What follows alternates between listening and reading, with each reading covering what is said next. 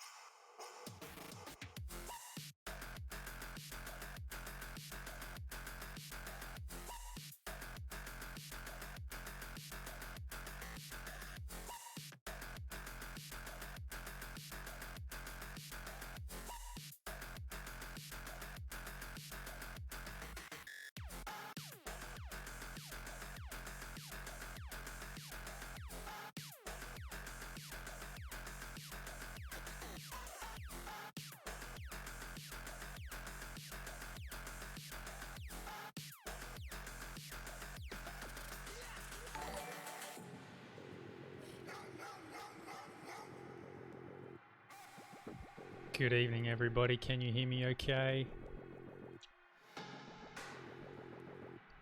Am I too loud for the music? Is the music too loud for me? Voice is good. It's ironic that in the background I can hear crime and violence. Do crime. No, don't do crime. Okay, let's see if this camera's working. Hello. How you guys going? Man, it's been you're in the shower. That's got to be a first. That's got to be a first. Anyone ever been in the shower while watching this before? Send pics. Send pics. Here's to who is it that said that? Benzie. That's pretty funny. Missing a bunch of stuff for sure. Yeah. Well, just leave it up to your imaginations. So, order of the day. I had planned on doing this earlier in the week, but life and work and everything, you know how it goes. Plus, Justin's been back into the streams, which is awesome. Haven't been able to watch him as much as I would like, but I'm pretty sure the rest of you jerks have been doing it, so that's awesome. Yeah, a lot of crazy shit going on worldwide, and yeah, hopefully you guys are not being impacted too much. I've just noticed that Wolf has resubbed again, Tier 1. Thank you very much, Wolf, for your ongoing support. You are a legend. And good evening to everyone who's joined in: Archbishop, Multi, Smash, Wolf, Benzie. Who else we got? Zorcat's in. Good to see you, dude. And a bunch of other people who I can't see because they're not speaking. 1 year I had to make it. Well, there you go. Look, I appreciate everyone's support, and I hope you continue to enjoy this stuff as much as I do. It's really good fun for me. So, tea. I hope you've all got your teas. Important to have your tea because hacking without tea is very uncivilized. I am back on the green. It's Dongding this evening. I'm out of Gyokuro, unfortunately, and I'm waiting for my T2 order. And as the rest of the world is probably experiencing as well, getting anything delivered seems to be taking an extremely long period of time. Oh, you love me. Do you really? Isn't it? I love you guys too. I've got KFC and a Mountain Dew Sunshine. Yeah, you know, close enough to tea. Your tea's running out as well. Get an order in now before it's too late. You don't have to resort to like supermarket tea. That would be terrible. I am not gonna drink. I'm not gonna eat any chocolate tonight. I'm gonna be a good boy. Hey, Barney. Thank you very much for the resub again, my friend. Is that so? I just noticed that the what is it? The alert box is too low, so I need to move that up. Let's put that up here. So hopefully the alerts will be over the top of stuff now. Anyway, slight mishap, but let's move on, shall we? Now, while we've been away, you had a baby. Yeah, I bet you did. An actual baby. Yeah. It's a horrible love child. We don't want to talk about it though. Alright, so here's the go. Get your tea, get your chocolate or what beverage of choice. We're going to dive into some more binary exploitation stuff today, and this is the first time that I've done a little bit of pre-prep for a challenge without actually working on the challenge itself, and this is because I wanted to just have some structure in place in the start of this exploitation round after diving into some of the Pwn Tools docs. So I'll show you what I've got. We'll duck over to over there. Okay, so the challenge that we're going to start with is this: can you get me? And it has the binary and the source available. So we're going to look at that straight away. And given that I knew it was binary exploitation, I thought it'd be good to do a little bit more automation on the Pwn Tools stuff. I thought that would be fantastic. Hey, Justin, thanks for joining in, mate.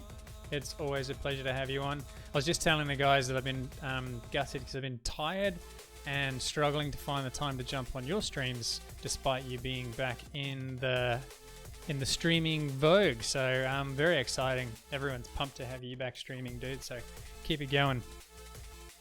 Hey, Men's and Civilized. Sysops in as well.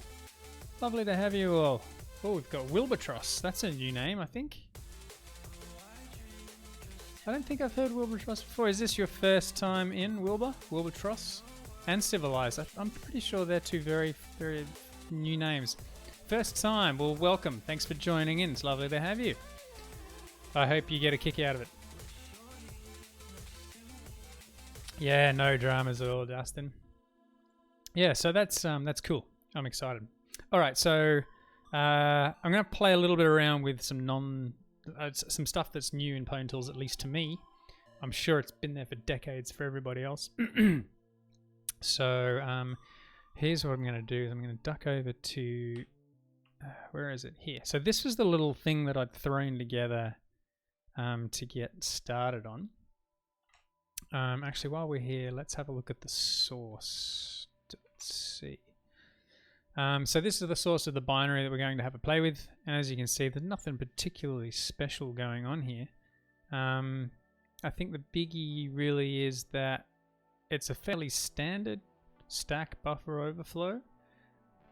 Excuse me, as you can see here. Now, we've done stack buffer overflows in Pico before. So that would probably imply that there's going to be more protections in place here. So with a bit of luck, we'll get into some ropping. So we've got a buffer of 16 characters, and that's pretty much it. Nothing special there. So I'm gonna get rid of that, and we're just gonna kick off GDB directly with the binary because I just want to run checksec. Okay, so we got a fairly bog standard CTF binary. The only difference between this and previous ones would be NX. So clearly they've enabled non-executable memory. So if we pop things on the stack, the stack will be non-executable. So we're probably just going to have to rop our way to glory. So let's do that. Now, I'm a fan of doing the ropping stuff relatively manually, but I know that there's a bunch of tools out there that will kind of generate ROP chains for you. So depending on what you guys want to do and see, we can do both. We can do one or the other, we can do both, but we'll see how we go anyway.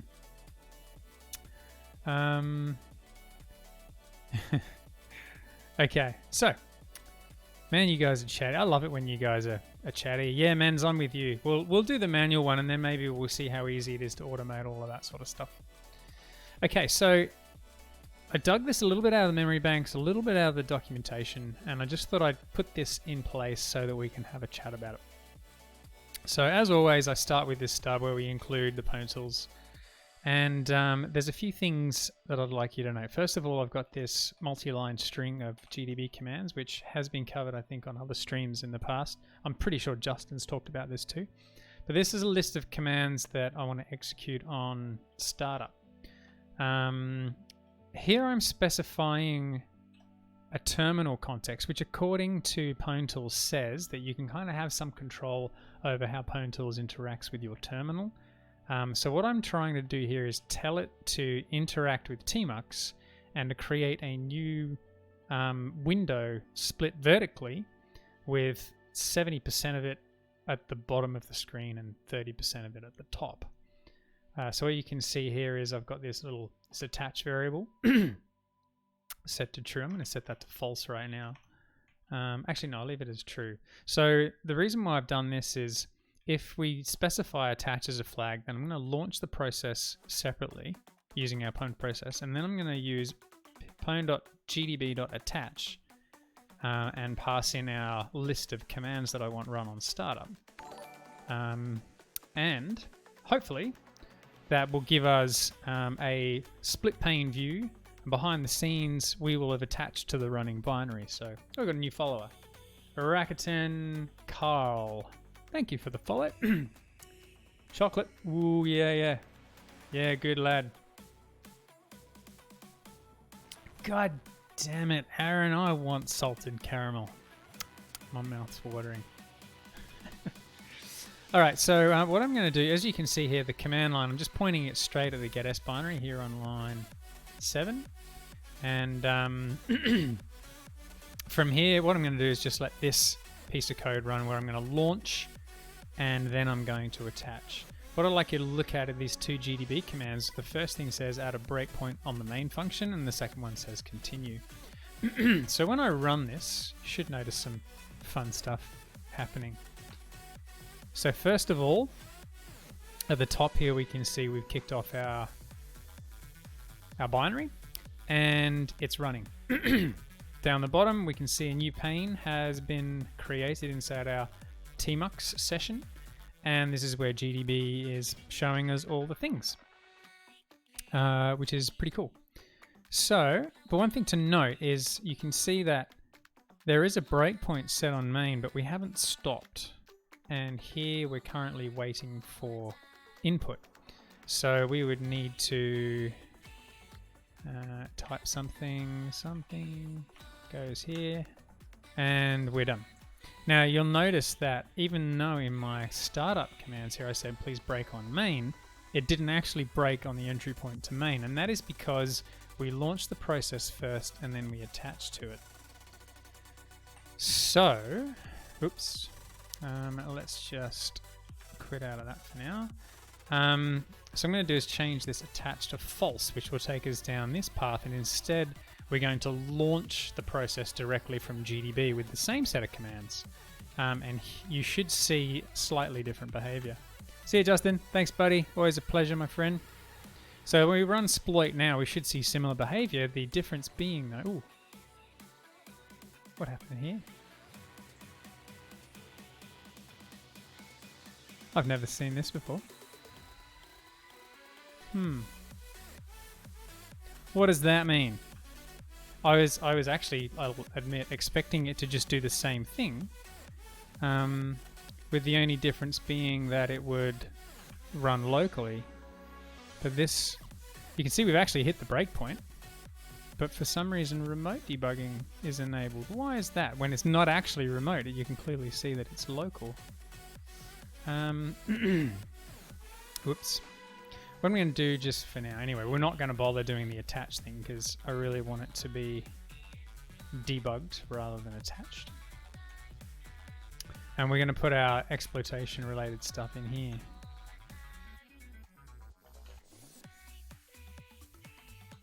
Okay. I wonder why that's the case. Why does it think...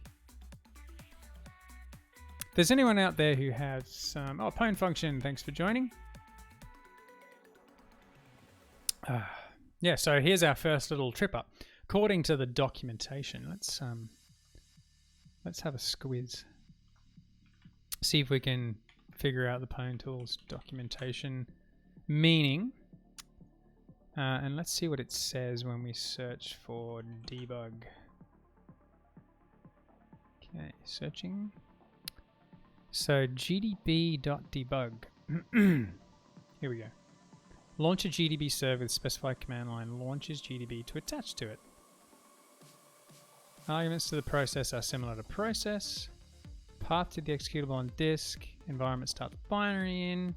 You can do stuff over SSH if you want to. So there's nothing particularly special about what's going on there, right? If I'm sure that in here we should have the attach function as well. Start GDB in a new terminal and attach to the target. Yeah, I've never seen that before either. Yeah, Benzi, I agree. i3 is great. Yeah, so in the past, I'm pretty sure that I've done exactly what we're doing here. But I don't know why I'm not seeing the behavior that I was expecting to see.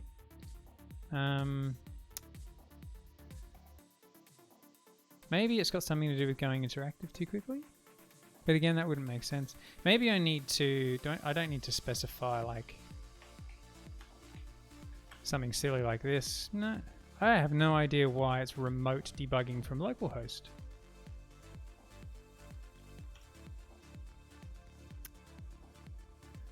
ComfyCon, thank you for coming in. All right, let's undo all of that and put attach back to true. And let's just see if the behavior... There you go, so the behavior is different. Anyway, look, I'll dive into that maybe a little bit later on, but let's move ahead with some exploitation at this point, because clearly we can attach. We can automate that process of attaching and looking at GDB, and I'll check the docs and figure out what's going on before I dive onto the next stream. So here we can see give me your name, which based on, you know, looking at the source, which I should probably reopen in here, gets.c, we can see it's just saying give me your name, and then it's giving us a buffer that's too small. So if we type something in here that's too big, I would expect us to see a stack smash. Yeah, Dean, I was thinking exactly the same, but I don't know how to change it. I'll fix that for next stream. Sorry about that. All right, so as we can see in our debugger, we've splattered the stack, and we've overwritten the save return pointer, resulting in us having control over the instruction pointer. But as we've already seen, NX is enabled, so we can't just drop a payload in here and, you know, bring our way to glory. So what we're probably going to have to do is ROP. Are there any ROP noobs out there? I know we've done a ROP challenge in the past. Civilized, you're a ROP noob? What exactly does NX mean? NX means non-executable. So it means that the executable flag on this memory page, if we have a look at the VM map, you'll see that the stack is read, write, but not executable. So it basically means that if we redirected control flow to a buffer that was sitting on the stack, when it tried to execute, the program would segfault because of an access violation, because we're trying to execute a region of memory that's not executable. And so a standard approach here is to basically either invoke system bin sh using ROP gadgets, or we can mark the current memory page as executable and then run our payload. So because there are functions both in Linux and in Windows that allow you to change the memory protections of a given page, you can actually do this on the fly if you've got enough ROP gadgets. So we have a decision. We can go through the process of generating a ROP chain manually that does one or the other of those things.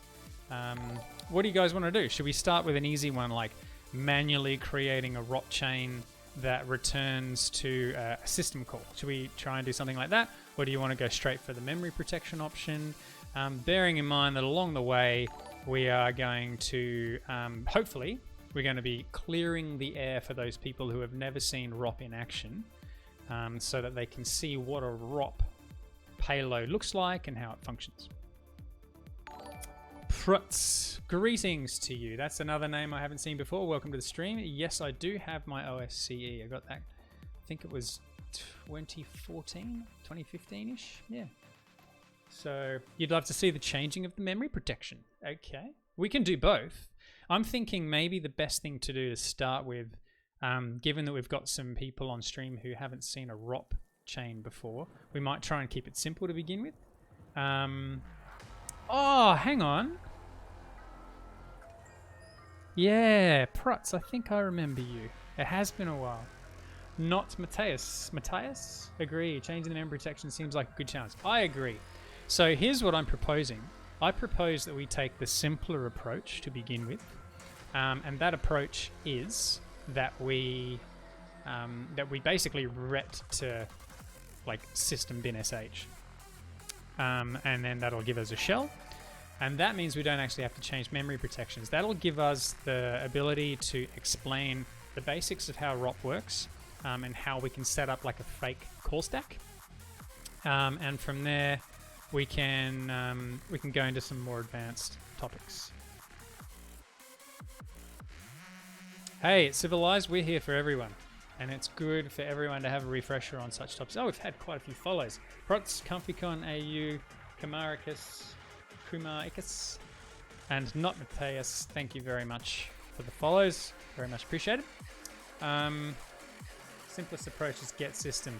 Okay, whoever... Oh man, Multi is a mod. If Multi wasn't a mod, I'd say mods, you should get rid of that guy.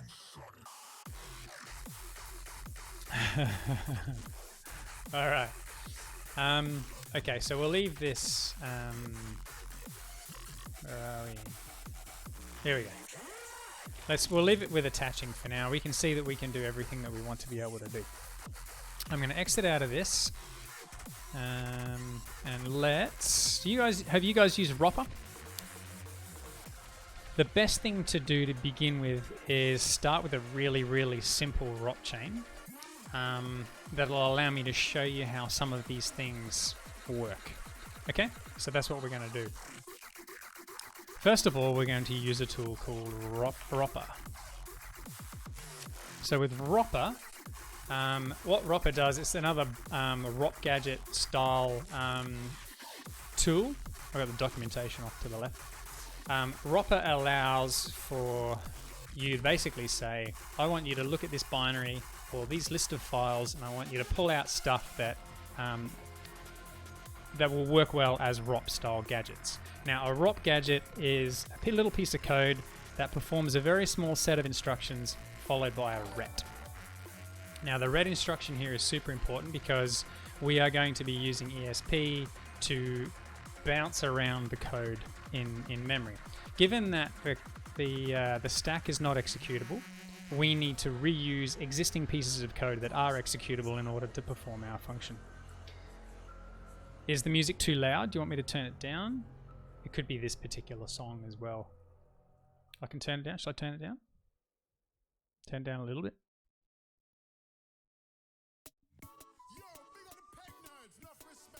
Speak now, forever hold your peace. Shall I turn it down? I'll turn it down very slightly. That's good. Music is good. Okay, outvoted. Oxalis says that it's good. Multi says it's good. Play on. Play on, the ref said. Okay. So, as I said, for Ropper, what we're going to do is we are going to ask Ropper to generate a bunch of gadgets for us. So, if you point it at the gets binary... Oh, hang on. What do we want to do? We want to specify, is it file? Here we go. So basically you say, Ropper, go and get ROP gadgets out of this. And as you can see, there are quite a few. And you'll notice that each one of these instructions ends with some form of ret. Now there are special cases like these jumps which allow you to jump around the place, but most ROP gadgets will end with a ret. Okay, now I'm going to take that, I'm going to add I think it's no color. Is it no color? Where is it? There's a color thing to get rid of the color so that we can basically avoid the color escape sequences. No color. There we go, so no color. Now I'm just going to redirect that to rop.text. Thank you, Prutz. So then in here we can edit rop.text.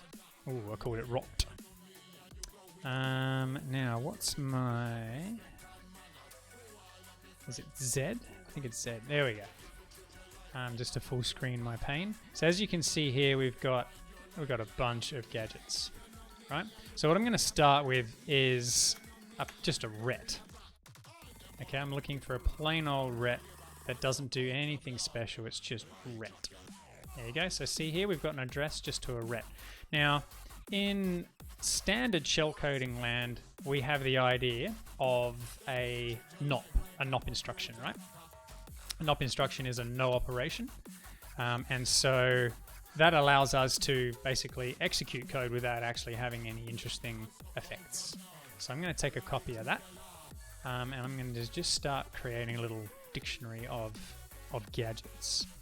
So I'm going to start them all with ADDR, like so. So we can see the address of ret is this. Now, we do know that we've got like 16 bytes in our buffer, plus another 4 bytes, I assume, for EBP, plus another, what would it be? Yeah, straight away after that we would have the save return pointer. So I'm going to keep it really simple for now, and we're going to have a buffer that I'm just going to be appending to, like so. Now, we'll do the usual thing and fill it with A's up to, it'll be 16 plus, well, we'll leave it at 16 to fill the buffer up.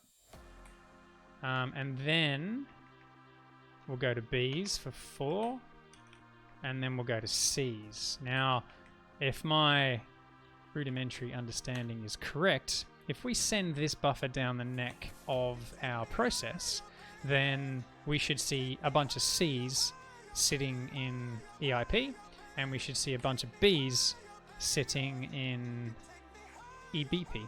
Right? So we go p.sendLine buff. Let's go back over here and let's run it. Was I correct? Let's have a look. EBP has D's in it. I was way off. What? No wonder it didn't behave like I would expect. You see here we've got a bunch of... where is EIP pointing to? Oh, it's pointing to the start of our payload. How ironic. Anyway, as you can see, it actually crashed. We've got a seg fault because we're executing what is effectively on the stack. Again, if we look at our VM map, see the stack range is here, and that's where we are.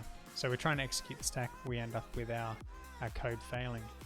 Okay, so why did I get my calculations so wrong? I don't know what other local variables there would be. But clearly, I just need to get good.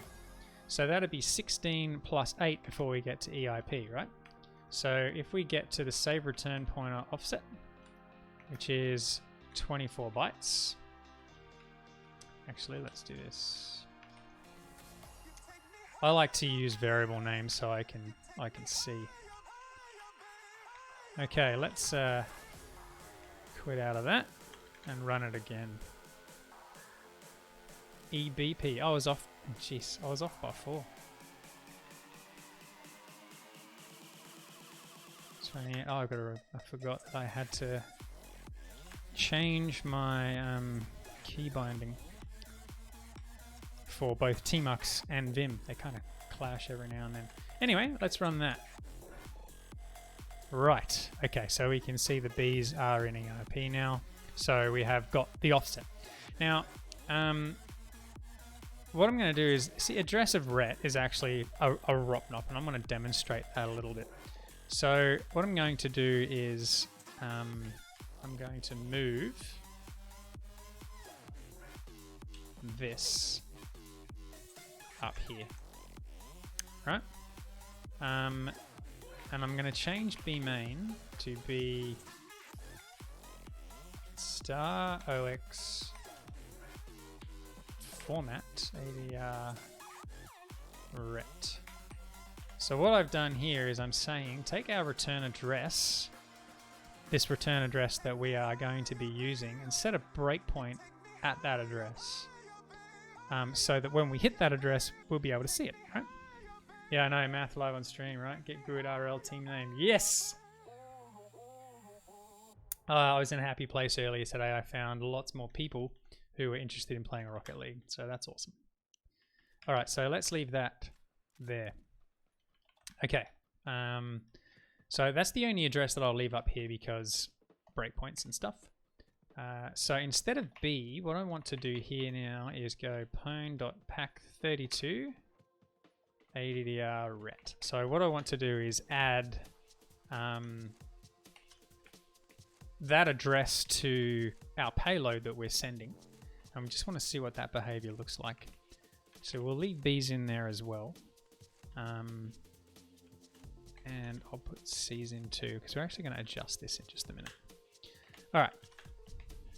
Let's quit out of that and run it again. Now, ooh, what happened here? What did I do wrong? Breakpoint set in the wrong spot. What did I do? I must have done something really stupid with my script. Okay, let's just check this for a minute. Print GDB commands. Oops. Let's just have a look at what that looks like. Yeah, that's completely wrong, huh?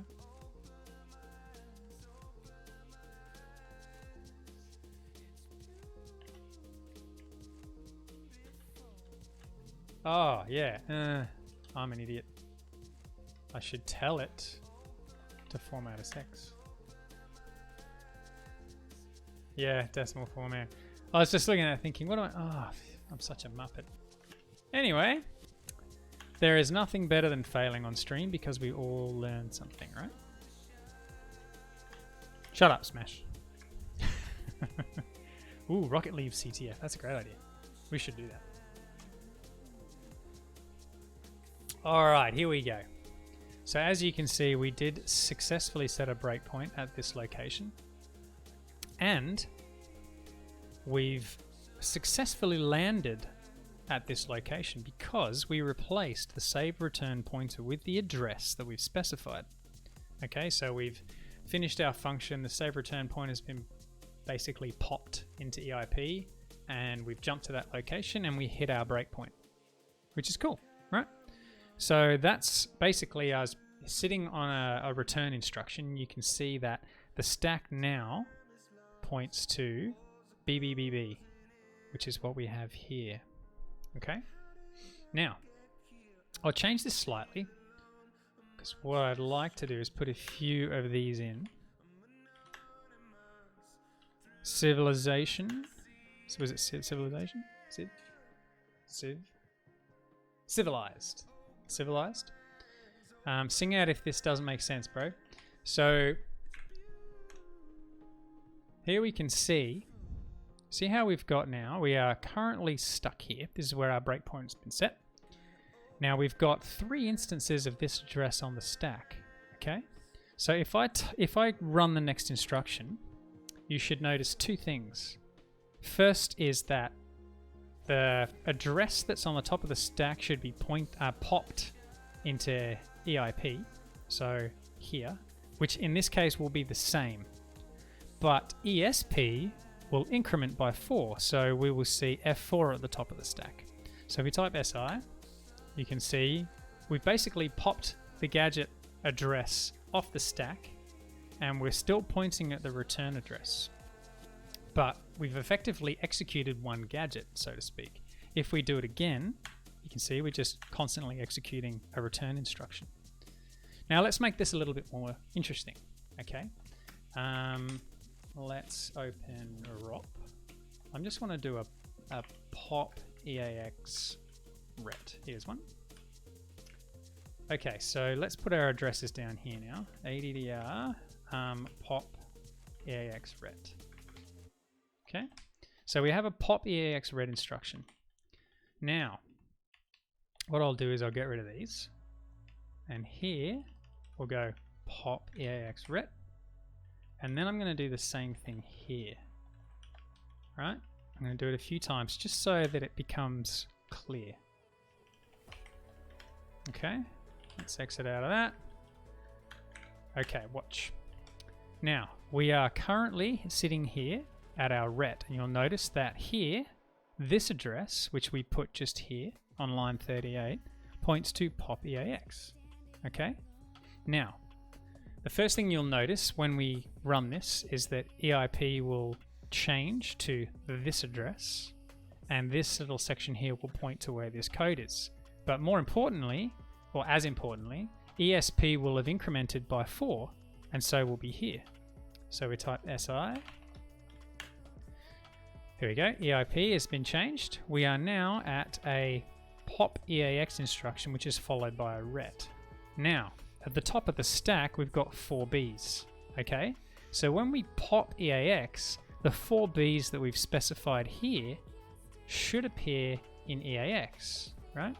So if we type SI, we've popped the Bs into EAX. And then we call ret again, which, as you can see, will take us to the next gadget instruction that we've put on the stack here. So we hit SI again. We've gone back to a pop EAX. This time we're popping Cs.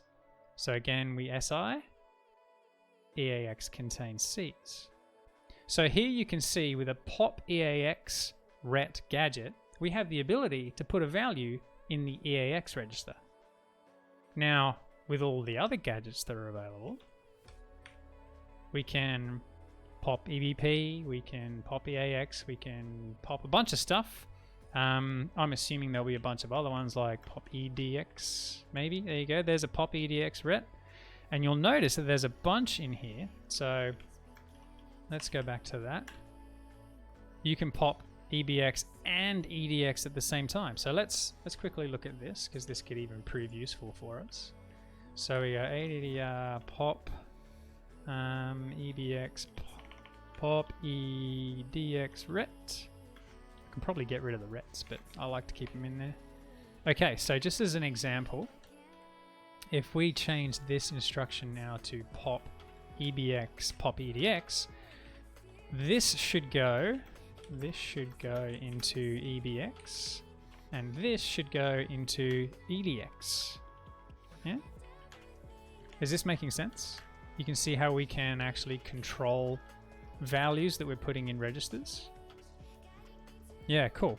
So we're at our breakpoint. Let's go SI. So here we are popping something into EBX. So EBX just, where is it? EBX here should change. There you go, to all the Bs. Then we're popping into EDX, all the Cs. There it is. And then we ret, and then we call our pop EAX instruction, which sets EAX. So now we have EAX, EBX, and EDX set to values that we control. So you can see how just like gluing little bits of code that already exist in memory together will allow us to actually execute some interesting stuff. Now remember, when we're doing things like syscalls in Linux, oh, you're understanding, woohoo! Yeah, so in Linux, to make a syscall, we need to be able to set a bunch of registers and then invoke, like, what is it, int 80 or syscall or whatever the instruction is. I can never remember off the top of my head. So you find a bunch of ROP gadgets that will allow you to set values of certain registers, and then you invoke the syscall.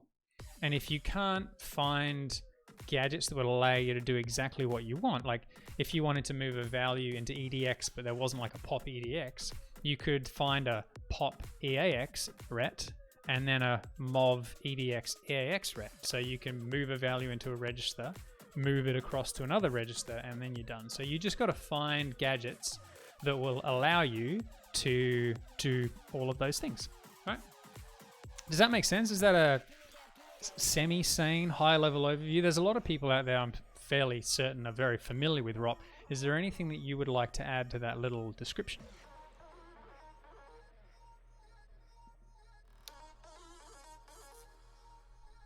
No? Everyone's silent or bored? Or both? And that's fine. Mentioned this earlier, but love the analogy of a ransom note. Oh, yeah. Yeah, that's true. So a ransom note is, assuming that a classic ransom note from the old days is what you're referring to, Smash, where someone's decided to chop up a magazine. Yeah. Yeah, no worries. No worries at all, Civilized. When we actually start piecing together a proper ROP chain, you'll see it all kind of magically fall into place. At least we hope so. All right, so what is it that we want to do now? Like I said, we can try and say ret to system. We could try and invoke system directly through an execve call. We could change the memory protections, etc. The contents of EAX, EBX, EDX containing pointers to locations in memory or the actual string values. Okay, that depends on the function that we're looking to invoke. Yeah, I agree, Alasawe. That's I'm digging the tunes tonight. A lot of fun. I'm kind of all over the place with the comments, trying to keep track of everybody's comments. Sorry, Smash. I agree with Smash's analogy with the ransom note, chopping up bits of paper and reordering the words so that you haven't actually typed things yourself. You're using bits and pieces of someone else's work to try and hide the fact that it's you. But that's effectively what we're doing. But we're in the glorious position where our ransom note means we can actually reuse the same pieces of the note over and over and over again. So I don't know, let's say that you need to be able to set the value of EAX to 10.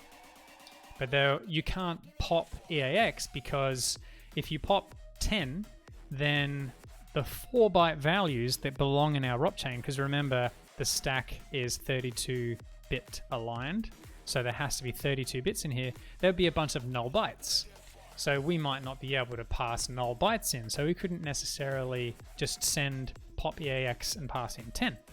So what we might have to do is call a gadget that clears EAX, and then 10 times call a gadget to increment EAX. Right? So there's all kinds of ways that you can do this sort of stuff. But well, to answer your question, most of the time when you're dealing with strings, you're going to need pointers. But who knows? I would say for strings, you're probably going to need to write the string somewhere to memory, wherever that happens to be, which can cause all kinds of fun problems. Can we use AL to avoid null bytes? It depends on the instructions and the gadgets that you have available in your program. There might be the ability for you to just set a value in AL, but you can't really pop AL. You can probably pop AL, but if you can pop AL, it still doesn't change the fact that you've still got to write 4 bytes to the stack. You can't pop a single byte off the stack. Yeah. Oh, sorry. Currently on this mental block. Actual string values. Yeah, so it depends. So that's for example, where are we? Go back up here a little bit. You can see here EAX is a pointer to the A's, followed by the other bits and pieces that we've passed in. Whereas now EVP actually contains the A's. So it varies, I think, depending on context. This tea is really good. Very excited about that. Any other questions before we continue? Because what I'm thinking is we can manually do, assuming that we have the ability to do what we want to be able to do. I think we should start with maybe an execve call. What tea is it? It is a very important question, Civilized. This is Dongding Oolong from T2. Brewed just under 80 degrees Celsius for 3 minutes. And it is sensational. Are you a tea fan? As we say at the start of every stream, if I remember, I think I've forgotten over the last couple. hacking without T is very uncivilized. We like to remain civilized, despite the fact that the world is covered in COVID and the best and worst of humanity is being demonstrated. We try to remain civilized, and hacking without T is uncivilized. But you know, if you want to have a different beverage, that's fine. We don't discriminate. As long as you're sitting there with a brew of some kind that you're happy with, then awesome. How does GDB know the difference here? ECX shows a pointer, but... okay, so that's actually not GDB. That is PETA. And so I think what PETA's doing is that it's looking at the values in the registers, and what it's doing, say, when it sees this value, it's basically making an educated guess, and it's saying, oh, that looks like a bunch of characters to me. Whereas here you can see it's recognized that this is an address by looking in the VM map, and it's dereferenced that pointer for us to look at the value. If by chance it notices that the address points to another address, you'll see it in the chain. Same here and here. But if it points to a string, it will have an arrow and then show you the contents of the string. Yeah, it's the tool, exactly. PETA's being super smart. PETA's great for things like that. So yeah, hopefully does that answer your question? And you can see here, it notices that this address here is actually executable, and it's showing you the first instruction at that address. So it's pretty smart, which is really good when you're doing things like ROP chains, because if you see your addresses on the stack, you know that you're pointing to the areas of code that you want to be pointing to. Hello, Bitwise. Welcome to the stream, mate. Good to see you. So basically, yeah, that's the G. Oh. All right, let's quit out of that. Righty-ho. Okay, so hopefully that will explain to people how we can actually build up a chain of addresses and values and manipulate the contents of registers. Yeah? Try building a ROP chain for Arch64, yeah? ASLR running GDB on Android. Oh, yeah. Nah, you're in a world of hurt there for sure. ROP on Android for the win. I have trouble understanding how stack grows and how data is written in the other way. When do you pop whatever shouldn't pop DDD, which is on the top of the stack? Yeah, okay, so pwn function, the kicker, it is a little bit arse about face. So remember that the stack is actually a full region of memory. Let me run this again. If everyone doesn't mind me having a little bit of a sojourn here. And I'm going to shout out to a very dear friend of mine who is a wonderful human being and a wealth of knowledge on this topic, particularly in Windows land, is Peter van Echoyter from the Corlan company, Corlan GCV, who teaches all of the Corlan courses. He's based in Belgium and is a wonderful human being. I love that guy. So I've been lucky to deal with Peter in a number of different scenarios over the years, and I'm going to abuse his knowledge just a little bit here, but he teaches this in his courses, and if you haven't done his courses, you should absolutely do them because they are fantastic, and you'll struggle to find a teacher that is as good as Peter. There are some people I know that are on stream right now who have been in his courses, and I'm sure will vouch for me when I say that they've had just fantastic experiences dealing with Peter. Anyway, so Corlan is a really fantastic resource online, and the in-person training is brilliant. Yes, thank you guys. Thanks for backing me up and making me not look like a fool. So, but in his course, he talks about all this in amazing detail, and it really clarifies things well. But the key piece of information I want to take out of this without ruining his content, because I mean, not that I can, because part of the joy of the Corlan tutorials and courses is that Peter is teaching them, and he is that good. I am a fool and correct in this case. I can't possibly regurgitate Peter's content, not by any stretch, but the piece of information that he shares that I think really sums it up nicely is this. The stack is an area of memory, right? It is a pre-allocated area of memory. Yeah, I think it is, Benzie. There are a few Rocket League tunes, and there's a few Beat Saber tunes that come in too. So you can see here, you'll see there's 8,000 to 98. So we've got this area of memory, which is the stack, okay? The stack starts at this address, and it ends just shy of that address. So it'll stop at 90FFFF, okay? So that's where the stack region is, okay? And you can write anywhere in that stack region because the whole region is read-write, yeah? So pwn function, imagine the stack is just a designated area in memory for the stack as we know it to operate. And it starts at the bottom. So if we can imagine at the top of the lower addresses, so we start, let's say, at 0, and then 4, and then 8, and then 12, etc., etc. So the numbers get bigger as we go down. Well, ESP, the pointer to the top of the stack, and when we say the stack, it's not actually the top of the stack because that's the memory region. We're actually talking about the area of memory that's been used. Okay, so ESP points to the area of memory at the top of the area of memory that's been used. So when we push something onto the stack, what we're actually doing is we're moving ESP back by 4 bytes. So we push a value, we go push EAX, takes the value of EAX, puts that value on top of the stack that's been consumed, right? And so ESP will subtract by 4 every time you push and add 4 every time you pop, okay? Because it's going bottom up. And so when we write values to memory, we basically say we're going from a particular location we start writing, it goes in the opposite direction because it goes from small to large. So when we've got a pointer in memory, we write in this direction, but when we push onto the stack, it goes in that direction. All right? But just remember that ESP and EBP kind of pretend to control the stack or indicate where the stack frame actually is, but the stack is a memory region and ESP and EBP should kind of often live within it. Let's not forget, as people who want to exploit memory corruption vulnerabilities, we can point the stack into the heap if we want to. It doesn't care. As long as it's read-write, she'll be fine. Okay? We can do that, and we do that all the time. So just keep that in mind.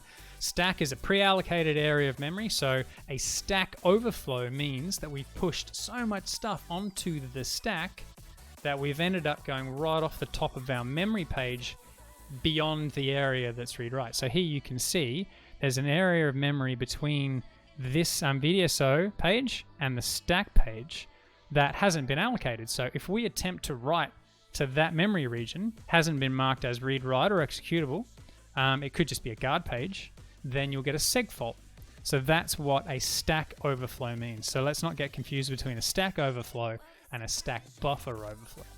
Stack overflow means we've pushed ESP off the top of the memory page that's been allocated for the stack, and a stack buffer overflow means that there's an area of memory designated on the stack of a certain size, and we've gone beyond that and we've started corrupting other areas of memory. Phew, does that make sense? Have I missed something? Is it possible to make the stack non-writable? It absolutely is. Yes, exactly that. So you can use memory protection functions to make it non-writable. You can make it executable. Now, as I said at the start here, what we can do is we can, on the fly, make a syscall to change the memory protections for this area in the stack to read-write X. And then, if we've got shellcode sitting on the stack, it is then executable. So then we can pass control to our shellcode and it will run. So this is why ROP-chain stuff is really cool, because we have so many options. We could just ret to libc. We could return to an area known in libc that will allow us to just execute binsh. We can generate a ROP-chain or write a ROP-chain that will change memory protections of the stack to executable to run our shellcode that's already in memory. We can make execve call. We can do all kinds of stuff. If your goal is just to delete a file on disk, you can do that too, assuming that you have the gadgets available. How would a non-writable stack even function? It wouldn't. Yeah, it absolutely wouldn't. The stack, for it to function, it absolutely has to be writable, because when you push onto the stack, when you push EAX is written to the area of memory that ESP is referring to. So it's basically sub ESP4, so it moves it up by 4 bytes and then writes the value at that location. It'd be possible to make it non-writable and would almost immediately crash. Hands down, agree with Smash. So yeah, it would be fine. It would be fine if, after marking it as read-only, that you didn't push or write to wherever the ESP pointer happens to be pointing to. And it would be okay to mark it as read only and then move ESP to somewhere else in memory that's writable, and that would be okay too. So if we moved ESP over here to the heap, it would continue to function even though the area pre-designated for the stack is read only, because we're not actually writing to that area of memory. This is a really important thing that we all get in our heads, is that ESP and EBP, the special pointers that are there to handle stack frames, actually don't care about what area of memory they're in so long as it's read-write. It can be the heap. If the area of memory is the text segment, so these bits here that are mapped for code, if it's read-write, it still doesn't care. It'll write values there if you push. It'll read values from there if you pop. Simple as that. Hopefully that makes sense. Anyway, I've ranted a little bit. Sorry about that. I got sidetracked. It's almost been an hour and we've not done anything. It's fun though. Hopefully that helps demystify, the whole ROP thing. Complained that ESP was out of the stack region. Yeah, I read something about that a long time ago too, but I haven't dived into that anytime recently. So yeah, who knows, man. Okay, so what should we do? Should we do a execve call? Let's do an exec. Should we do an execve call? So if we have a look at syscall execve, let's have a look at that. One more silly question. There are no silly questions at Wolf. You're asking interesting questions. If you made the actual code writable, like the first lot of memory addresses, would that actually change the running binary, or will only be that instance running in memory? It's the latter, so only the instance is running in memory. And this is what self-modifying exes do all the time, right? They rewrite themselves. This is what JIT compilers do. Like, they generate code that modifies itself on the fly. Hey OJ, hey Will, how you going? Can I do another stream of Beat Saber? I can, and we'll do that. We should get Smash doing that too, because he's a bit of a Beat Saber fan. Okay, so I want to look at the syscall man page. Here we go. Penetration testing with shellcode. Let's have a look. I just want to see. I need to know, because I don't remember off the top of my head, what the registers need to be. So what needs to be in EAX, what needs to be in EBX, etc., in order to successfully create a syscall that will do what we want it to be able to do. Okay. All right. So let's see. Is there anything? Really? Go away. Let's have a look at that one. I just want to find an example. Maybe. Ooh. What was that? binsh exploit db. Let's have a look at that. Okay. So. Command line parameters, environment block, we don't care about those. So there's some interesting stuff here, but I think there's probably going to be more to it than, here we go. Okay, so what's clear, we got this, if we want to execve binsh with null as parameters, which should be legitimate, then what we need to do is we need to have EAX set to 11. There's got to be a syscall table somewhere. Syscall table Linux. Searchable. Here we go. 32-bit coming soon. Great. That's not what we want. That's annoying. And let's have a look. Yeah, it's not the same. That's definitely 64-bit. Let's go back. Maybe it's this one. Oh, it's kernelgrok.com. I think I've used this. Yeah, this is fantastic. So for those people out there who haven't seen this before, let me just make this a little bit bigger. Let's show 25 entries. Okay, so here we go. So syscall number 11. sysexecve. This is what we want. Okay, so EAX needs to be 0B, hex B, which is 11. In EBX, we need a pointer to some characters. In ECX, we need to do the same. Oh, this is another Rocket League song. See more people play VR games, the more I want a VR headset. Yeah, man, it's so good. Okay, so this is what we want, right? So these are the registers in order of the parameters that we want to pass in. Okay, so that's the syscall number. EBX, I think, needs to point to, where are we? Let's have file to run pointing to EBX. Okay, so that's fine. I think they're going to do the same thing here. Let's have a look. I'm just cross-referencing a few sources. Where's EBX? EDX, ECX, move EBX, ESP. Okay, so ESP points. Yep, okay. All right, so we can absolutely do this. Oh, dang, I thought it was mandatory to get lost in. Not at all, bro. This syscall reference, I remember I've used this on a bunch of different things. So we want to be able to set EBX, ECX, and EDX. I think ESI and EDI can remain null. ESI is 0. Interesting. So we do need to... One thing we need to do is make sure that we write null to the stack somehow, right?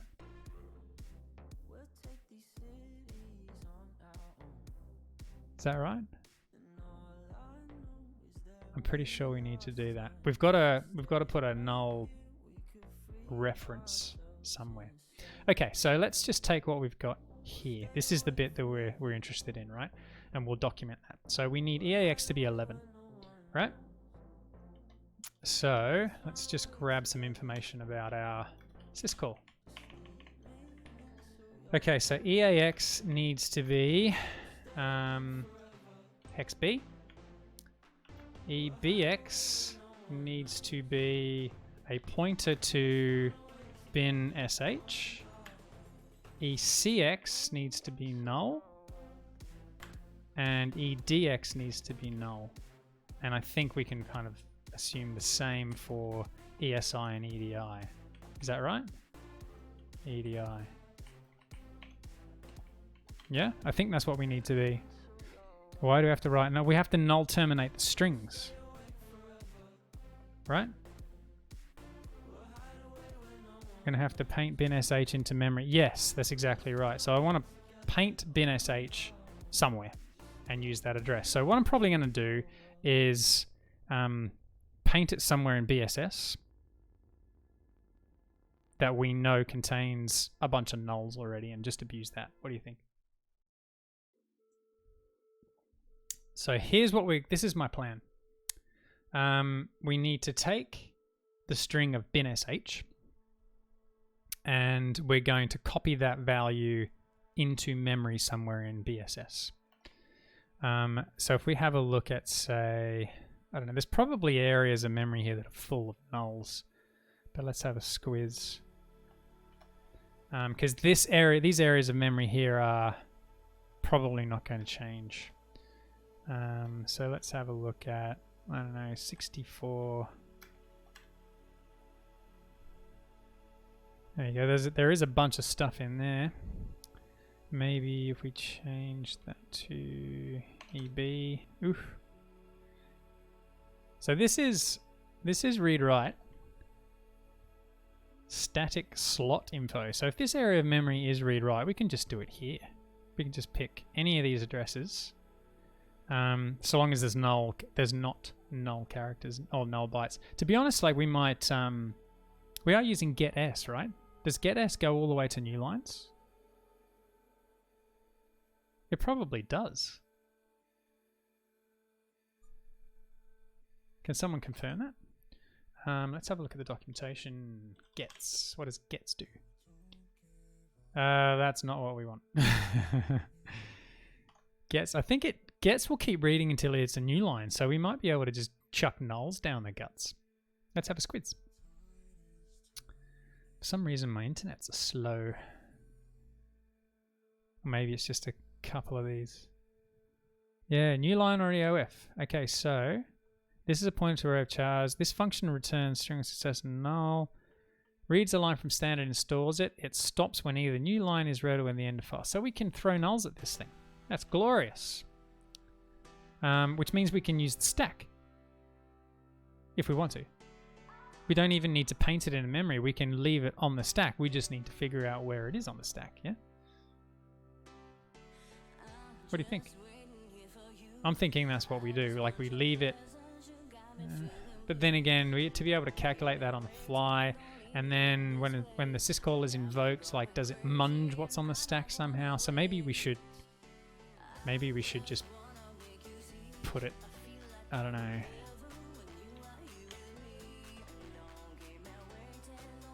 Let's just chuck it in here somewhere. Yeah, let's just chuck it in here. Like, let's pick a spot. 1, 2. Let's just find some nulls somewhere. Ooh, here we go. There's a bunch of nulls here. Okay, so let's do that. So what we're going to do is we'll have ADDR of bin sh. So this is where we're going to paint that address to, yeah? Cool. Challenge, which challenge was this? Keen to play along at home. This, what was it called? It's called Can You Gets Me? This one here, Can You Gets Me? I'm taking my sweet ass time with this because, you know, learnings and stuff. All right, so here's what we're going to do. I tend to leave EAX to the end because it's the easiest one to pop values in. But what I want to be able to do is we want to be able to take a value from a register and write it to an address. So we're going to need to find a rock gadget that will allow us to do something like move into an area that we control. Do we have to do the D word? Yeah, okay. Move, D word, pointer, EAX has a bunch of offsets. Let's just do this. Dot, dot, blah. Okay, so trying to find a couple of gadgets in here. Let me just maximize this. What we're trying to do is find a gadget that will allow us to write a value we control into an area we control. Ah, look at this. Here we go. This looks exactly like what we want. Hey, Scooches, how you going, dude? Been a while. All right, so check out this, right? The address of mov ADDR EAX 4 EDX ret equals this. Now what I'm going to do here is I'm just going to leave that as a comment so that we can see it. So what we need to do to abuse this gadget, right, is we need to point EAX at a certain location and put a value in EDX that will allow us to so if we store a value in EDX and we have a control value here, we can write to this area of memory. Okay, so what we can do to begin with, I'm going to leave this ROPNOP in here so that we can keep track of it. Now see this pop EDX ret. I'm going to assume that at this location where we go pop EBX and we just pop, let's get rid of this stuff. If we just pop EDX ret, we should be able to just reduce that address by 1. So if we look at this address here, that should just be the address of what is it? Is it E? Oh, no, it's XI. Aha. Oh, it's not 98. We wanted 9A, don't we? Let's go 5 instructions. So pop EDX ret is at that location there, 9A. So I did that the wrong way. All right, so we know we have the ability to pop into EAX and we have the ability to pop into EDX. Winner. So what we want to do, given that we want a pointer to bin sh somewhere in this memory, and we know, given that we're writing to B80, that like at this stage it's full of nulls, so we don't even need to write nulls. So what we can do is this. we want to pop into EAX the address that we're writing to -4, because you can see it's going to use 4 as an offset. So what we'll do is we'll add address of bin sh -4. Okay. Then we're going to go buff plus equals bin. That's 4 characters, right? Yeah. So that allows us to control. Hang on, that's not what we want. We want pop. Oops. Pop EDX ret. Okay, so let's just break this up.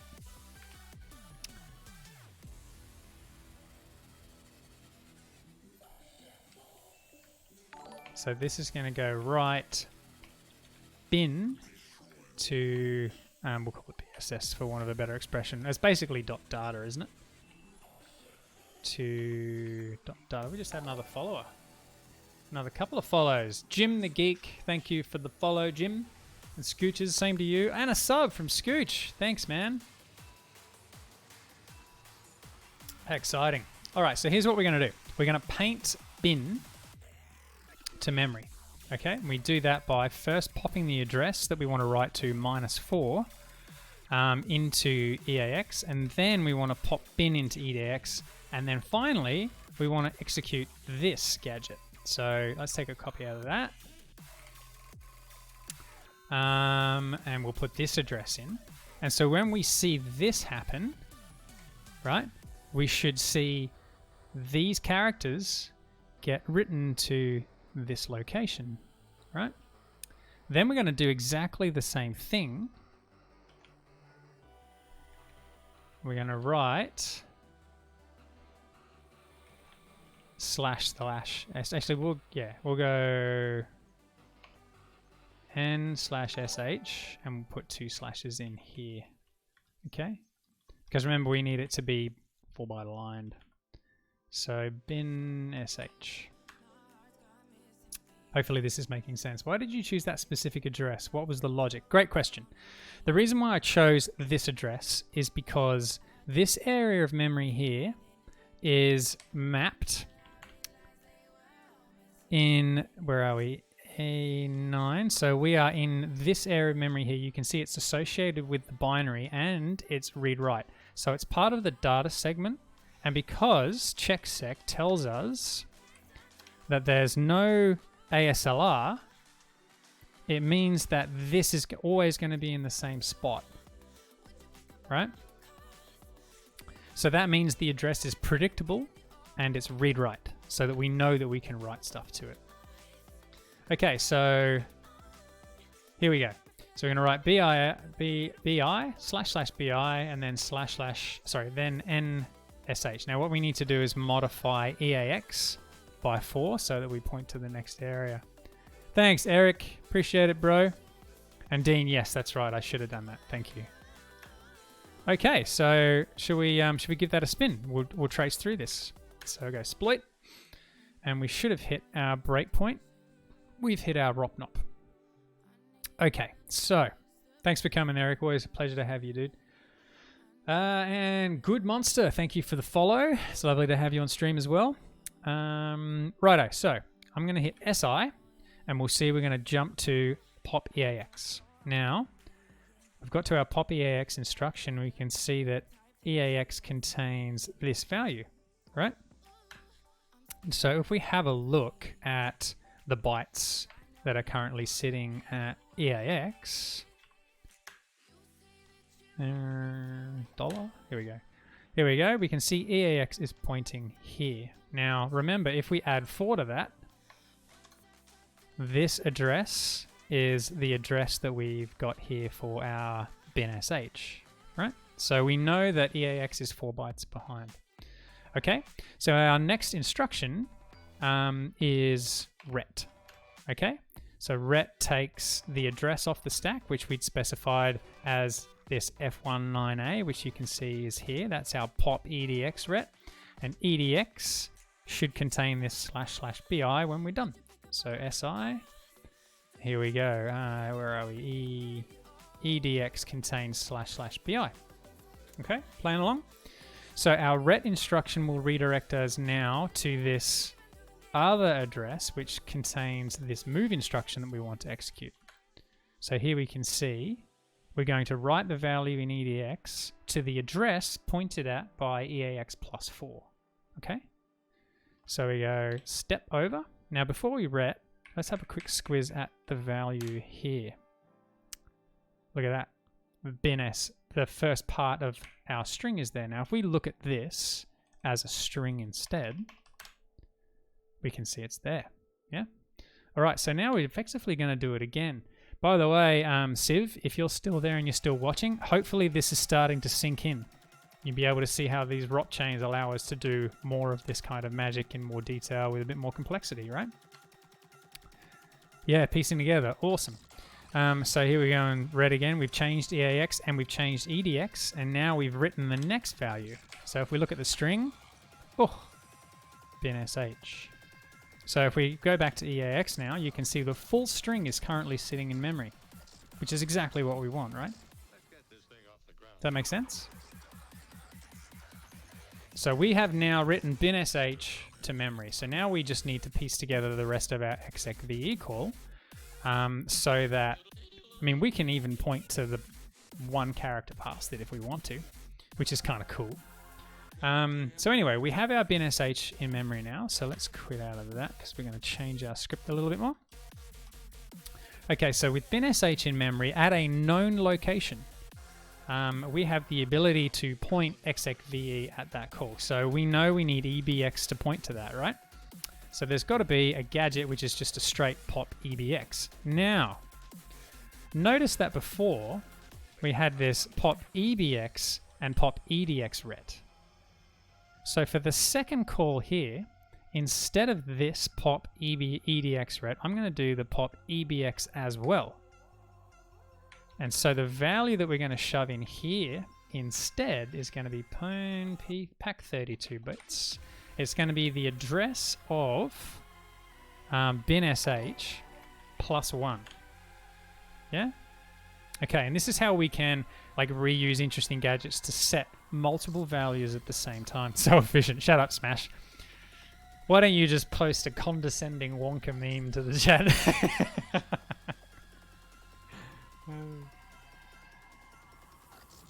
That's gold.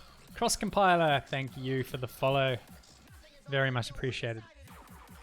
Yeah, no, I know you do, man. I could just see the look on your face as you said that with your eyebrows raised going, so efficient. It just made me laugh.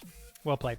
Well played. By the way, remember people, if you're watching along and it's not making sense, keep the questions coming because this is an opportunity to make it all fit into place. All right, let's step through this again. What have I done?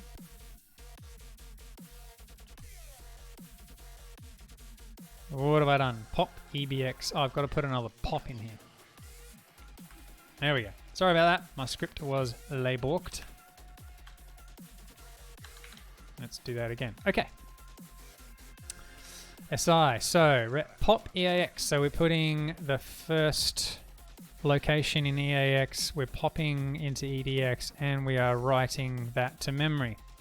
Now here we're doing pop EAX again. We're moving EAX across by 4 bytes. Ret. And here we're popping EBX, which points to BI. Popping EDX, which points to, contains the rest of the string. And then we're doing the write. And now we can see that EBX points to BinSH. Almost knocked my T over. Isn't that wonderful? Like the address that we pointed BBX to already contains it. So according to what we need for our execve call, that should be enough.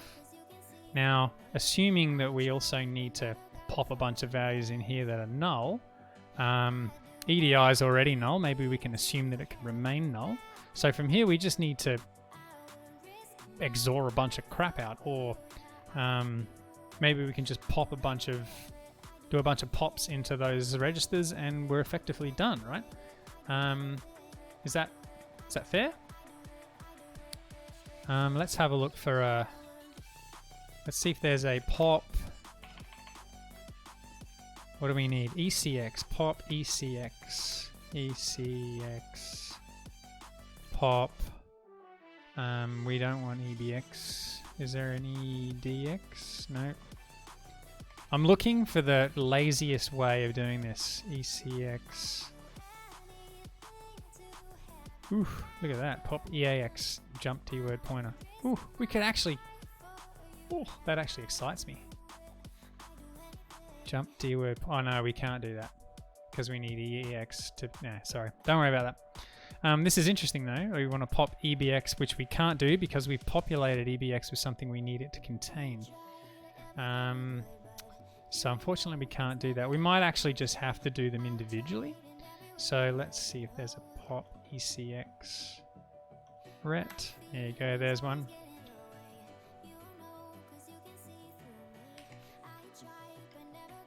ADDR pop ECX ret. Nothing special there. So we've got the ability that we've already got EDX, ECX. EDI is already set. EBP we don't care about. It's literally ESI now. We could use XOR if we wanted to. Yeah, there's definitely XOR options. Should we do that? XOR, ESI, ESI, ret. Oh, I don't want to do that one. That's going to move things way too much. So here's one to clear out EAX, which we don't really want to do anyway. Pop. Is there a pop? Oh, here we go. Look at this. Pop ESI, pop EDI, ret. We can clear ESI and EDI in the same hit. Let's do that. Because then we can remove all assumptions from our ROP chain that EDI is not necessarily going to contain a null value. So let's just have a quick squiz. Let's have a look at a few instructions passed here. Yes, so we want to skip the XOR here and do this one here. Okay. So we could do ADDR of pop ESI pop EDI ret. Is this making sense? Can you explain to us? Nero say yes. Sorry, my bot's not particularly great. I haven't got a bunch of commands, but right now we are manually constructing a ROP chain which allows us to exploit stack buffer overflow vulnerability in a CTF challenge where non-executable stack is enabled. So we need to create a ROP chain that's going to allow us to execute pieces of code which will ultimately result in a syscall that invokes binsh so that we get a shell. Yeah, the XOR thing is cool. Anyway, so welcome to the stream, Nero. And Ben, welcome to... It's good to see you back, mate. Thanks for dropping by. Okay, so with that done, let's do this. Buff plus equals. We'll just go clear the rest of the registers.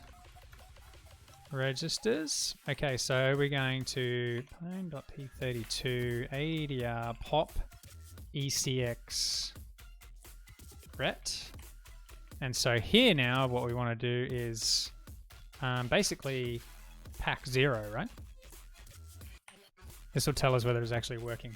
Could you suggest any sources for learning assembly? The art of assembly language, I think if you're still interested in just learning 32-bit Intel x86, art of assembly is really good. I would say if you're new to assembly, start there, depending on your purpose. All right, so that's popping ECX ret. Oops. Let's do pop EDX. Oops. So used to Visual Studio. EDX ret. And now let's do, what were the other two? EDI and ESI. Pop ESI. There we go. And we need to do that twice. Okay. Then we need to put the right syscall value in EAX. So that's going to be a pop EAX ret with the value of 11 or hex B, assuming that we can do nulls, which I'm pretty sure we can. Okay. Then we're going to need a syscall instruction. There's some practical reverse engineering actually is good. There's also the shellcoder's handbook, but that's probably a bit more advanced if you really aren't familiar with assembly to begin with. That's kind of a fun security specific thing. Alright, so what do we want? We want an int. Is it int 80? Ah, there's an int 80. Actually, let's look for the actual address that invokes it. There you go, look at that. Int 80. So that's the thing that will invoke the syscall. So 80 int 80.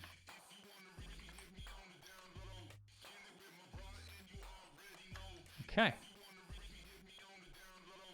So then all we need to do is run execve 80 int 80. All right, let's see if it works. If it works, great, but I don't think it will. There's always little nuances. You should do archarm buffer. Yeah, well, I tell you what, I am definitely keen on doing that. All right, let's watch this chain flow, shall we? We just had another follow from Raising. Thank you for the follow. And Zlori, who is just coming up now. Thank you for the follow too. What was the first? Because I didn't quite understand what you said. If someone could post it, the title. Is this is in what we're doing? Yeah, if someone could quickly just drop that in, that would be schmicko. All right, so we've hit our breakpoint. Let's go through our ROP chain. So pop EAX, which is going to put the address of the data section in EAX. We're going to put //bi in EDX, and then we're going to write that value to memory. Then we're going to do the same thing again after shifting EAX across 4 bytes and writing that value to memory, resulting in... Where is it?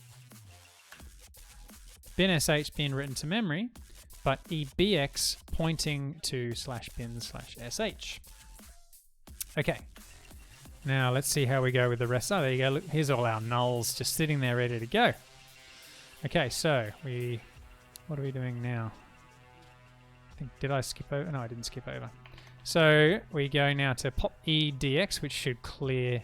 Oh, we just did ECX. My bad, I was rushing. Pop EDX now sets that to null. We're now clearing ESI and EDI at the same time.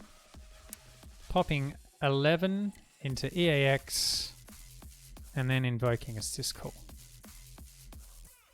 Hey, serializing, how you going, dude? I don't know if this is going to work. Let's find out. Ooh, executing new program. Let's just continue.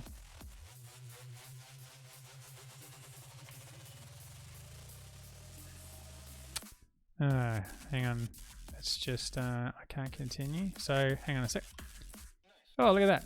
There it is.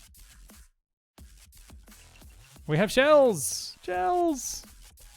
Love shells. Okay, so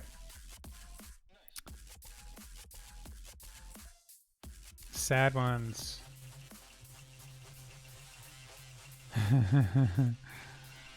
Yeah, pretty close. All right, so here's something now that I want to play with, which I haven't done yet. I knew this existed, but I haven't played with this yet. And this is the ability to now point this over SSH to a remote. So I want to play with that notion now, because the challenge here says we've got to run this. Right, so I want to use Pwn tools. Egypt loves you back. Egypt is the best. He is the best. He is one of my favorite human beings. If you're referring to the Egypt that I hope you're referring to, he is a champion and I miss his beardy face. Can you refactor the code using that new? Yeah, we'll do that as well. We shall do that as well. All right, so what I'm going to do actually before we move ahead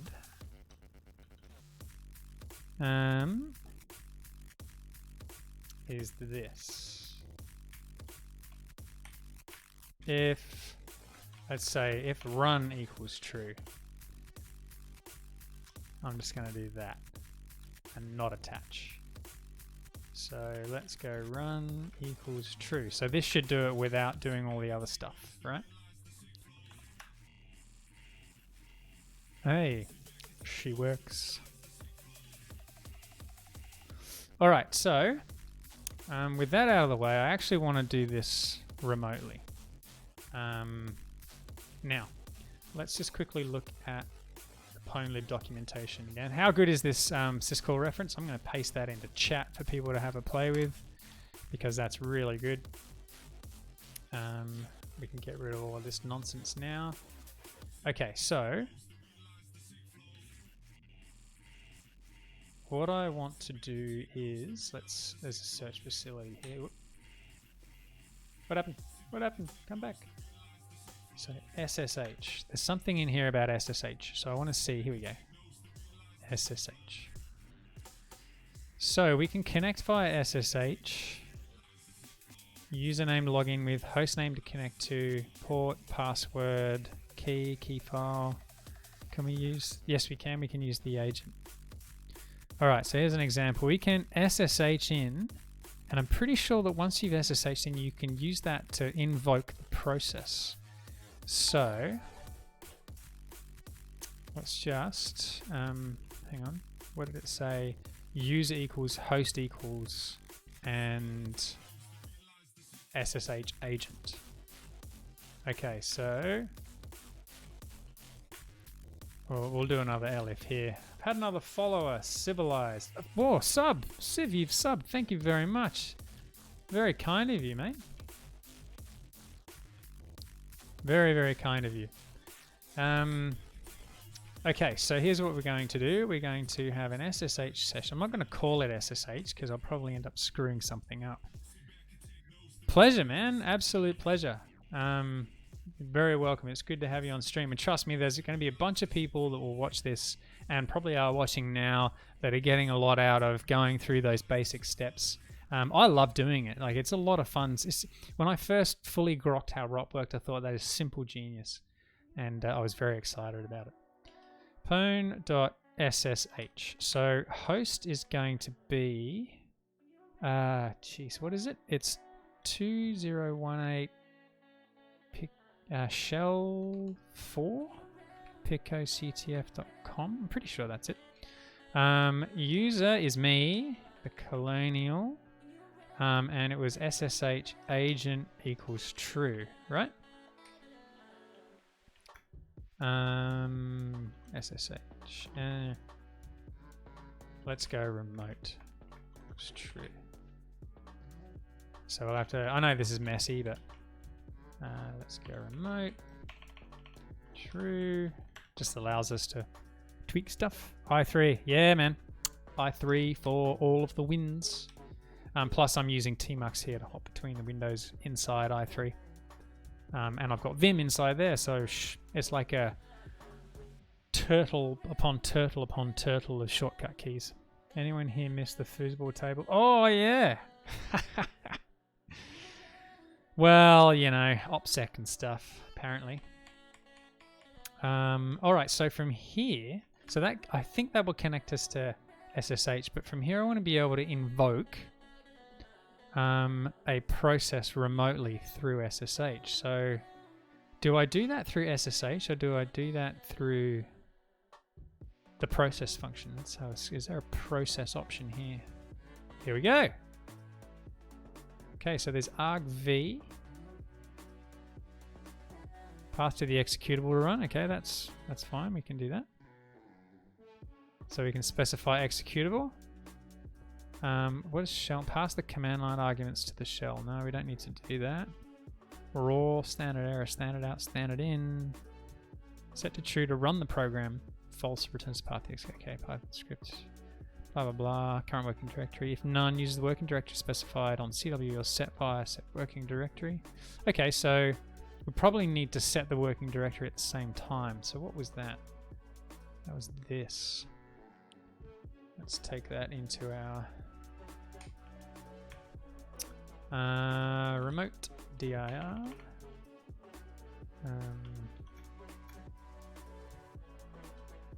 Let's do that. target is gets. All right, so we don't do pwn.process here, do we? Do we sh.process and we go executable equals, it's going to be the remote directory plus the target. And what was the other thing? CWD. CWD equals remote directory. Does that seem legit? Oh, zucchini slice. Oh, love zucchini slice. My missus makes an amazing zucchini slice. Not gonna lie. Attach equals true. Yeah. Sorry. All right, here we go. Let's see if this works. I've not seen this in action before. Connecting to, starting remote, switching to interactive. Ooh.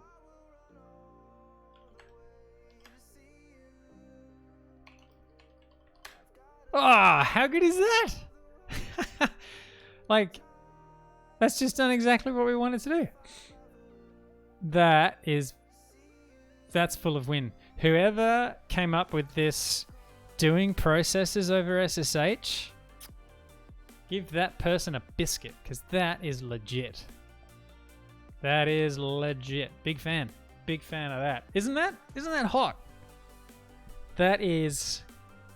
I'm this close to going through git blame just to figure out who created this hotbed of amazingness, because that's just changed my life. Man, I should have done this ages ago.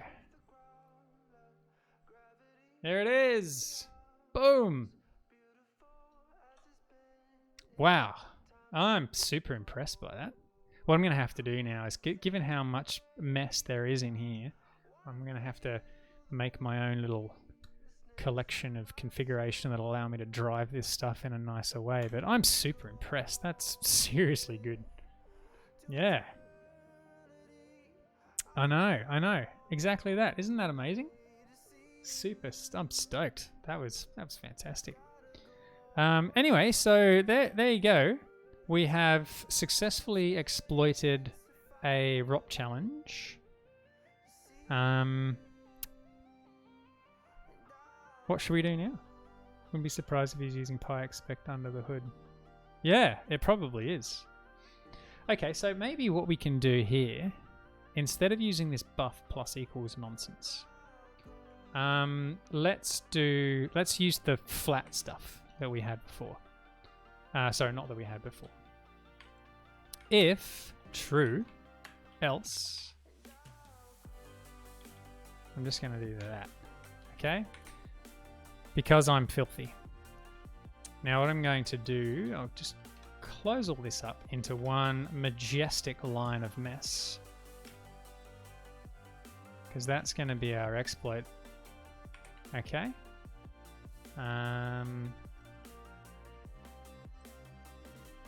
Let's just cobble all this together. Deep breathes. So what I'm going to do here is go buff equals flat. And I'm going to turn this into a long list of Shizen. Okay. Don't you just love Vim? Isn't Vim magic? Let's put that at the end. Oh.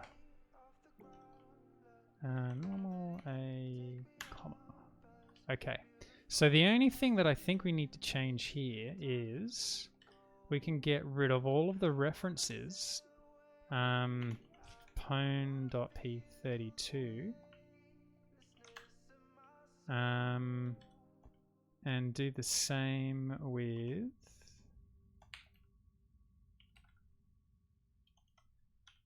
that. What do you think? Ooh, what have I done? Oh, I need to indent. There we go. How does that look? So the flat function, which is actually the new version of the function called fit, fit is just an alias to flat. This is what I was tweeting about the other day. Can't you use the filler option? Yeah, so the only reason why I'm just going to play with this first, because the filler thing is kind of neat, but the problem with the filler is that you kind of need to specify the offsets of everything. So what I want to do first is fill this out and see if it does the same thing. What have I done? What have I done? Oh yeah, that shouldn't be there. I can get rid of that print, can't I? Name flat is not defined. Correct, it's not. It's in pwn. I am such a goose.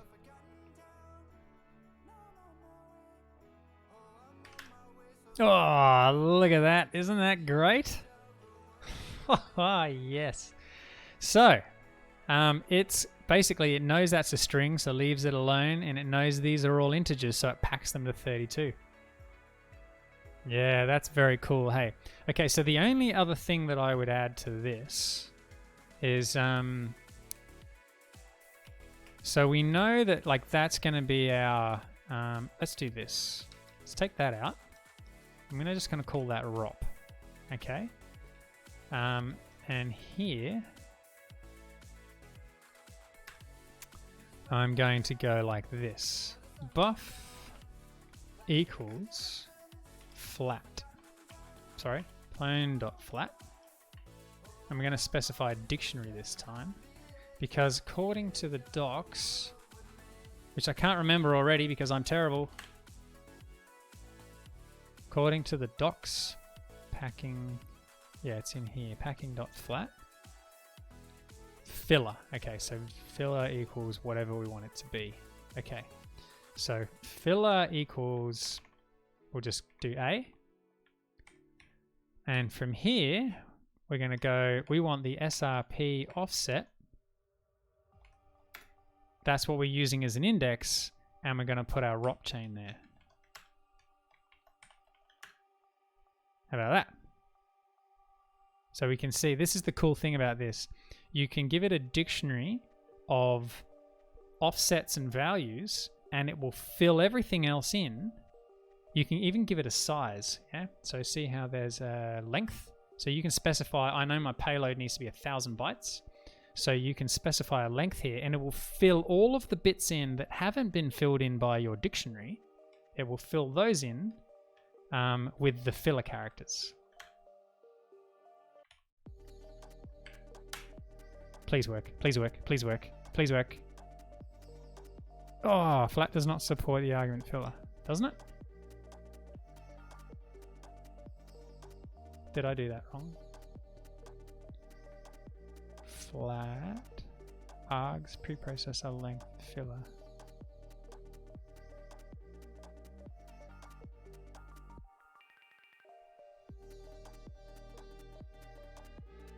According to the docs, it does.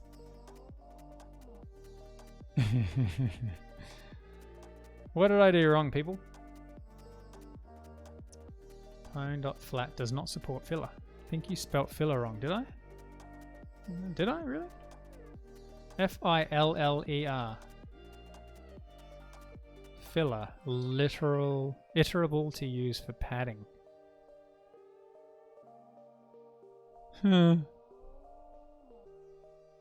Tried to use this thing the other day and it failed miserably. Hang on a minute. Just wait up a sec.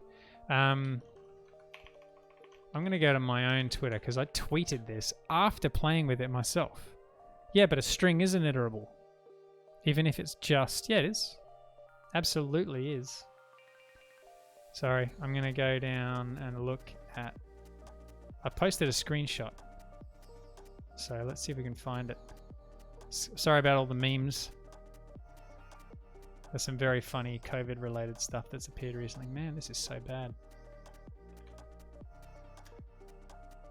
Next one. Only one? Come on.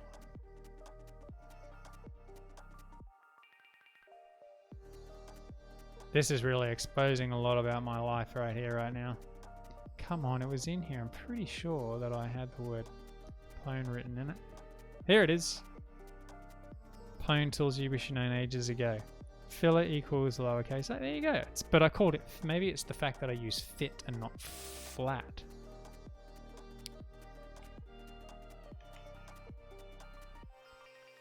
Let's try that.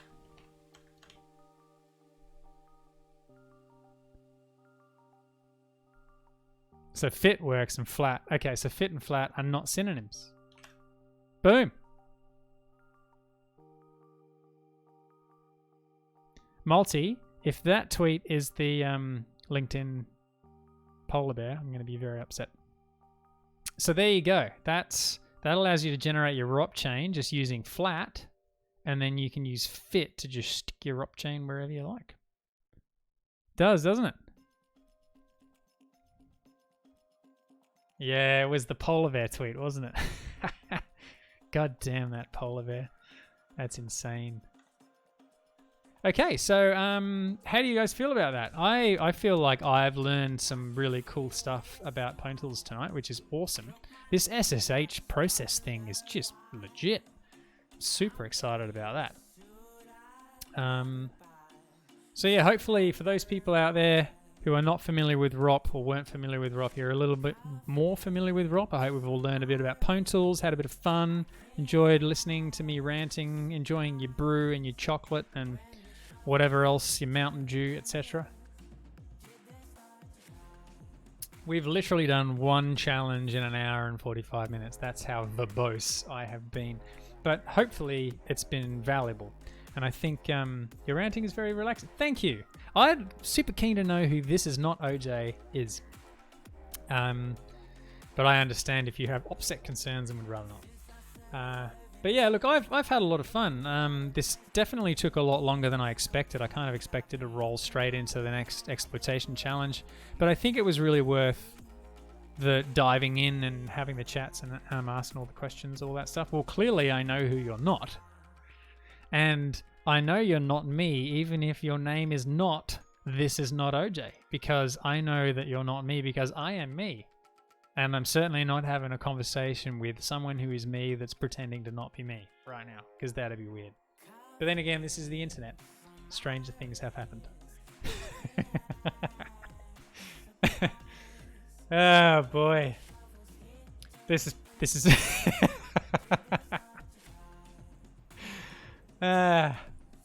you guys are great.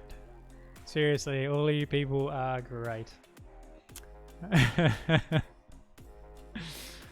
All right, look, I'm thinking that given that we've only got 15 or so minutes, I'm just going to call it a day at that point, given that jumping into another binary challenge at this point is probably not going to go down very well, time-wise.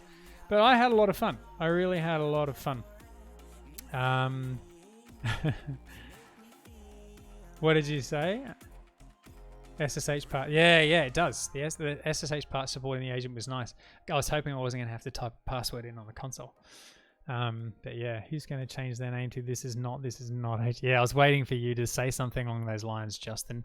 Go and register a domain and say something like, this is the number of days that OJ has not been OJ, or something along those lines, to keep up the pattern. At the end of my existence, I hope to have drained all of your funds because of the domains you've registered to troll me. But yeah, all right, so before we sign off, does anyone have any other questions or points of clarification that we can dive through? We've got technically 10 minutes, but if we're done, I will sign off and say thank you very much for joining in. Anyone? Speak now, or not forever hold your peace, but hold your peace until we're back on stream, or ping me on Twitter or something.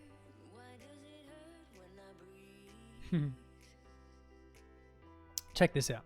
So this is the longest my hair has been in 20 years.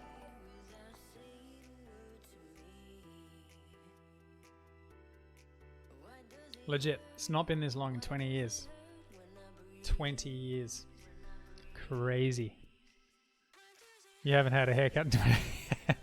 We're talking about Egypt. He hasn't shaved since he left college. And his beard is epic. Epic of epicness. Beards. Quarantine life. That's exactly right. Apparently haircuts are non-essential travel. I will leave it up to you to decide whether me getting a haircut is essential or not. I think it's Could be argued either way. The real question is, if I go and get a haircut, should I go via the crag?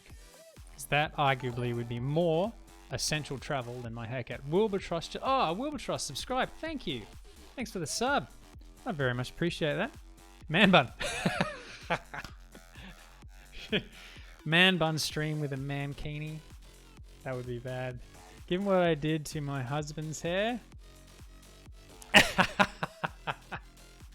It's funny you should say that, Siv, because my missus has been saying that she should do my hair. I'm like, yeah, I don't know. But then again, you know, what's the difference between a good and a bad haircut? A couple of weeks. It can always be shaved off, right? Don't do it. No, I would rather get the clippers and go back to shaving my own head, I think. Yeah. So good. So good. Well, we have no questions, so I am going to finish. But thanks so much for joining in. Thanks to everyone, particularly the new folks who've come in and asked some fantastic questions. Civilized, it's lovely having you asking the questions and chucking in your little anecdotes. I appreciate you coming on. Hopefully we'll see you again on the next one.